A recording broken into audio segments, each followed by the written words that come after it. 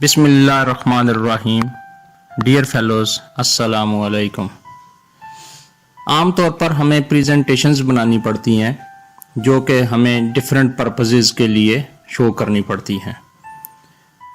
ऐसी सिचुएशन में हमें पावर पॉइंट या किसी और प्रेजेंटेशन से रेलेवेंट सॉफ्टवेयर का सहारा लेना पड़ता है।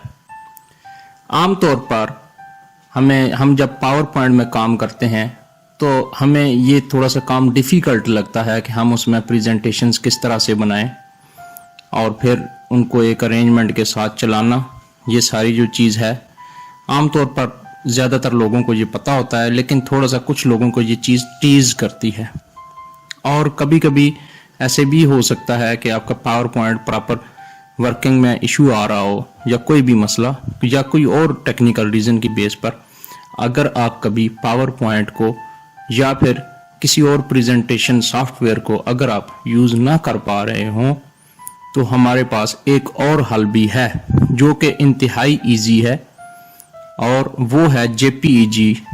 जो आपके जो फ़ोटोज़ हैं उसके ज़रिए से अगर आपके पास फ़ोटोज़ की शक्ल में कोई चीज़ पहले से मौजूद है तो बजाय इसके कि आप उसको पावर पॉइंट में कॉपी करके एक एक फ़ोटो को आप सेपरेट तौर पर फिर उसकी प्रेजेंटेशन में कन्वर्ट करते रहें, उसकी बजाय अगर आपके पास फ़ोटो की शक्ल में कुछ भी डाटा मौजूद है तो उसको आप अपने डायरेक्ट आप उसको प्रेजेंटेशन की शक्ल में भी दे सकते हैं किसी सॉफ्टवेयर के सहारा लिए बगैर।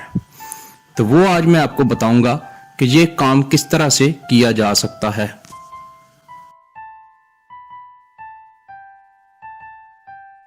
तो इस तरह से है कि अगर आप अपनी JPEG जो फोटोज़ हैं, पिक्चर्स हैं, उनको अगर आप कन्वर्ट करना चाहते हैं प्रेजेंटेशन के अंदर, तो उसका ये तरीका है कि सबसे पहले आपके पास जो फ़ोटोज़ हैं वो एक ख़ास अरेंजमेंट में एक स्पेसिफिक फ़ोल्डर के अंदर होने चाहिए और उन फ़ोटोज़ के अलावा कोई और फ़ोटो उसके अंदर नहीं होना चाहिए। जैसे कि ये मैंने एक फ़ोल्डर बनाया है JPEG प्रेजेंटेशन के नाम से, तो मैं इसी को ज़रा ओपन करता हूँ। इसी के अंदर मैंने वो फ़ोटोज़ डाल दिए हैं। ये मैंने इसको ओपन किया तो यहाँ पर अब ये डिफरेंट मेरे फ़ोटोज़ हैं जिनको मैं प्रेजेंटेशन के तौर पर चलाना चाहता हूँ। तो यही फ़ोटोज़ हैं। अगर इनमें से मैं किसी फ़ोटो को प्रेजेंटेशन के तौर पर नहीं चलाना चाहता तो फिर मुझे वो फ़ोटो यहाँ से निकाल देना चाहिए। जैसे ये एक फ़ोटो है, ये मैं इसको प्रेजेंटेशन के तौर पर नहीं चलाना चाहता तो मैं इसको डिलीट कर देता हूँ यहाँ से, या मैं इसको कहीं और कॉपी कर लूँ या किसी और फोल्डर में मैं इसको शिफ्ट कर लूँ। तो इस तरह से आप ये जो फोटोज़ हैं ये खास अरेंजमेंट के अंदर आए हुए हैं।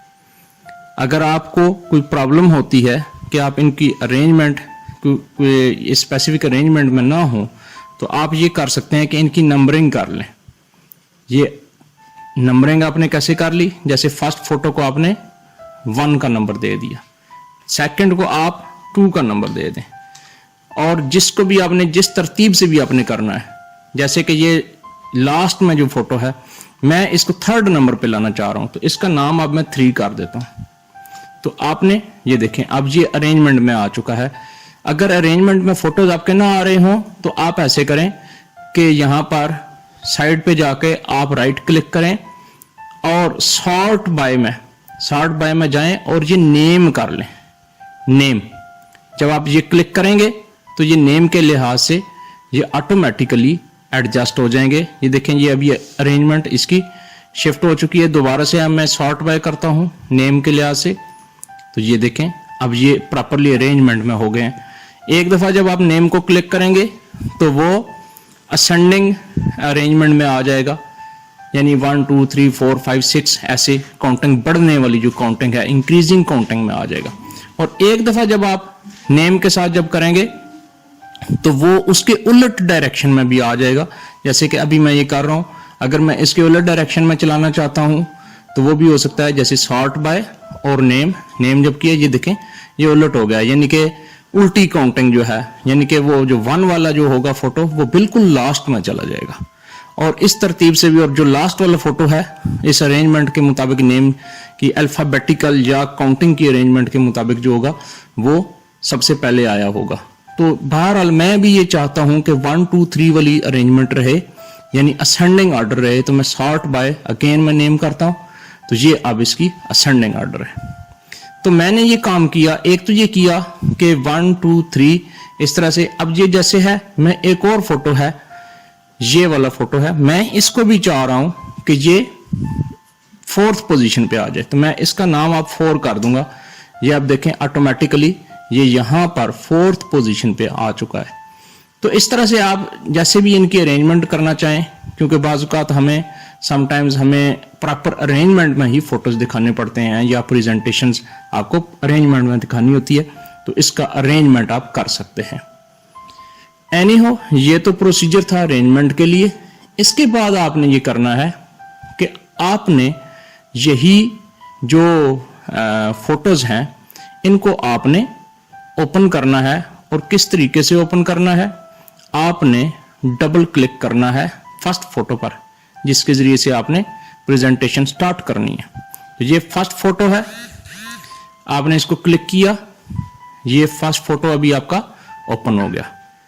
ये जब ओपन हो चुका, अब आप चाहते हैं कि जो आपकी जो जो जेपीईजी में आपकी स्लाइड्स जो हैं, प्रेजेंटेशन स्लाइड्स, वो आप चलें। तो उसके लिए अब आप ये करेंगे कि अपर राइट साइड पे 3 डॉट्स आपको नजर आ रहे हैं जो कि हॉरिजॉन्टल शक्ल में है। आपने यहां पर क्लिक करना है, लेफ्ट क्लिक आपने करना है। ये आपने क्लिक कर लिया और यहां पर अब आपके पास ऑप्शंस आ रही हैं। एक पहली ऑप्शन है स्लाइड शो, दूसरा है सेव एज, रीसाइज, ये वो सो ऑन, ये डिफरेंट ऑप्शंस हैं। आपने पहली ऑप्शन को ही आपने क्लिक कर लेना है, ये स्लाइड शो।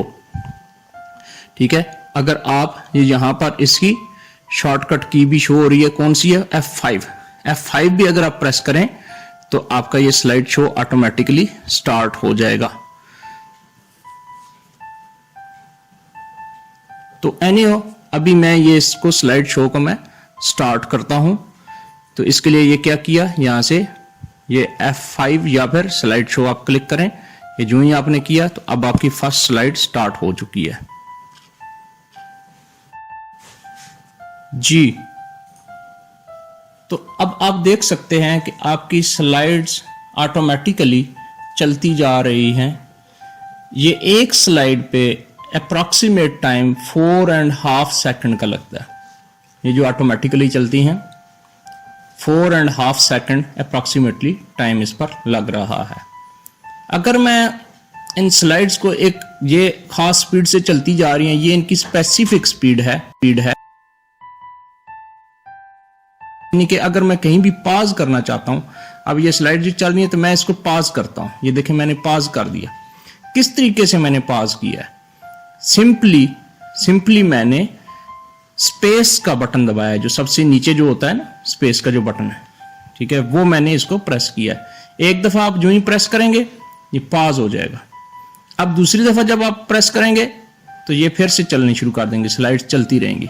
जब भी आपने स्लाइड्स को पाज करना हो तो इस बटन को आप दबाएंगे, और जब आपने स्लाइड्स को आगे कंटिन्यू करना हो तो इसी बटन को आप फिर से दबाएंगे तो ये स्टॉप हो जाएगा। जैसे अभी मैंने फिर से इसको स्टॉप कर दिया है। तो ये स्लाइड्स इस तरह से आप इनको कर सकते हैं। अगर आपने ऐसे करना है, सिंगल स्लाइड चलानी है और उसको अपनी मर्जी से टाइम देना है, यानी अगर आप कहीं प्रेजेंटेशन दे रहे हो और एक फोटो आपके सामने आए या कुछ भी, ये फोटो जरूरी नहीं है कि फोटो आपका जो है ना कोई इंप्रेशन ही हो, ये रिटर्न भी कोई चीज हो सकती है इंग्लिश में या किसी और लैंग्वेज में। तो ऐसी सिचुएशन में वो भी आप इसी तरह से आप शो कर सकते हैं, यानी कि अगर फोटो की शक्ल में कुछ भी हो। तो आप ये करेंगे कि जब भी आप एक खास टाइम पर आप जब इसको स्लाइड को, जैसे ये मैंने स्लाइड निकाली हुई है, तो इसको अब मैं इस पर डिस्कशन करूंगा अपनी ऑडियंस के साथ, और जब मैं इसको आगे चलाना चाहूंगा तो एक दफा एंटर दबाऊं, उसको क्या कहते हैं, स्पेस का बटन दबाऊंगा। स्पेस का जो ही मैंने बटन दबाया और फिर साथ ही जो ही वो चेंज हो जाएगा उसी वक्त फिर साथ ही मैं इसी अगेन मैं इसको अगर स्टॉप करना चाहता हूं तो फिर से ये मैंने इसको दबा दिया, यानी 2 दफा आपने कंजेक्टिवली इसको दबा देना है थोड़े थोड़े गैप के साथ, ठीक है। एक दफा आपने जूं दबाया, ये भी मैं दबाने लगा हूं, ये दबाया, ये चल पड़ा, फिर मैंने दबाया, ये स्टॉप हो गया। तो इस तरह से आपकी जो प्रेजेंटेशंस हैं वो कंटिन्यू रहेंगी। अब अगर आप रिवर्स जाना चाहते हैं अपनी प्रेजेंटेशन प्रीवियस प्रेजेंटेशन पे, तो आप क्या करेंगे, बैक एरो जो है जो लेफ्ट साइड वाला जो एरो है, आप उसको प्रेस करेंगे, ये वापस बैक साइड प्रीवियस प्रेजेंटेशन पे आ गए। लेकिन जब आप इस पर आएंगे तो ये प्रेजेंटेशन फिर से ऑटोमेटिकली, जो ही आप एरोज का यूज करेंगे, ये प्रेजेंटेशन ऑटोमेटिकली चलना शुरू कर देंगे। तो ये जैसे मैं रिवर्स जाता हूं, ये मैं रिवर्स आ गया। अब यहां से मैं अगर पॉज करना चाहता हूं तो मैंने फिर स्पेस का बटन दबा दिया, अब ये प्रेजेंटेशन यहाँ पे होल्ड हो चुकी। तो इस तरह से इसका ये भी बेनिफिट है कि आप कंटिन्यूसली आप हावरिंग भी कर सकते हैं और प्रेजेंटेशन में आप उसके दरमियान आप चलते रहते हैं। तो इस प्रोसेस का एक एज पावर पॉइंट की निस्बत एक और बेनिफिट भी है, और वो ये है कि पावर पॉइंट में तो आप आमतौर पर जब सारी की सारी स्लाइड्स आपकी एंड हो जाती हैं तो आपकी कंप्लीट स्लाइड शो खत्म हो चुका होता है।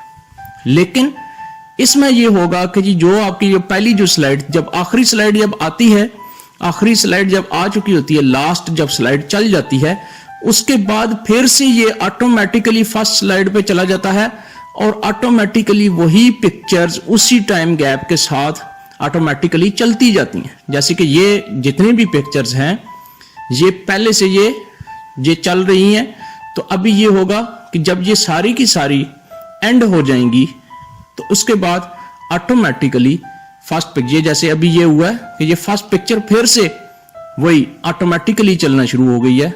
ये लास्ट, ये वाली लास्ट थी, ये लास्ट है, तो और इसके बाद ये फर्स्ट है, तो ये फर्स्ट अब ऑटोमेटिकली चलती रहेगी। तो इस तरह से आपकी अगर प्रेजेंटेशन एंड हो गई है और आप अपनी ऑडियंस को ये कंटिन्यूसली एक सीक्वेंस के साथ फिर भी पिक्चर्स, यानी अगर वो आप दिखाते रहना चाहते हैं तो इसी तरह से ये चलती रहेंगी। पावर पॉइंट वाला हिसाब नहीं होगा कि आपको जो है दोबारा से वो स्लाइड चलानी पड़ जाए। यहाँ पर आपको ये काम करने की नीड नहीं है, ये ऑटोमेटिकली ये साइक्लिकली ये काम होता रहेगा। और अगर आप इस प्रोसेस को एंड करना चाहते हैं तो आप सिंपली एस्केप का बटन दबाएंगे। आपके कीबोर्ड पर जो एस्केप का बटन है वो आपने दबाया, जैसे ये मैंने प्रेस किया तो अब ये स्लाइड शो आपका एंड हो चुका है। तो ये था हमारा आज का लर्निंग मेथड, जिसके जरिए से हमने देखा कि हम पावर पॉइंट के को यूज किए बगैर हम अपना स्लाइड शो कैसे चला सकते हैं और उसको हम पावर पॉइंट से भी ज्यादा बेनिफिशियल हम कर सकते हैं। जी तो जनाब, आज के लिए बस इतना ही। नेक्स्ट टाइम किसी न्यू कॉन्सेप्ट के साथ फिर से मिलेंगे, तब तक के लिए अल्लाह हाफिज। अगर आपके जहन में कोई सवाल उभरता है तो कमेंट सेक्शन में लाजमी लिखें ताकि मैं आइंदा किसी वीडियो में इसका जवाब दे सकूं। और अगर आपको मेरी ये वीडियो पसंद आई है तो लाइक करें, और अगर आपने अभी तक इस चैनल को सब्सक्राइब नहीं किया तो इसको सब्सक्राइब कर लें। शुक्रिया।